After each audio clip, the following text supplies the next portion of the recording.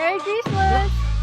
Ba't may paregalo? Ayan, forever flower. Kasi BSS na kita. BFF? Best boyfriend forever? Ha? Ano to, exchange gift? Sa akin ka, sa'yo ako? Teka. Nakala mo papamahal ka sa akin. Wait, makinig ka muna. Siguro phone ko rin.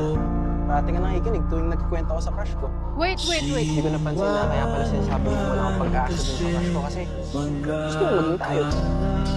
Kaso kasi pinahon siya. Hanggang ko lang na-experience yung kailangan mo. Sorry, there was never an us. And there will never be an us. Kaya please, Ha? hindi dahil gusto mo makukuha mo. Nilapitan mo ako before, baka pwede pa. Pero kasi ewan ko, ba't ang uso ngayon yung situationships?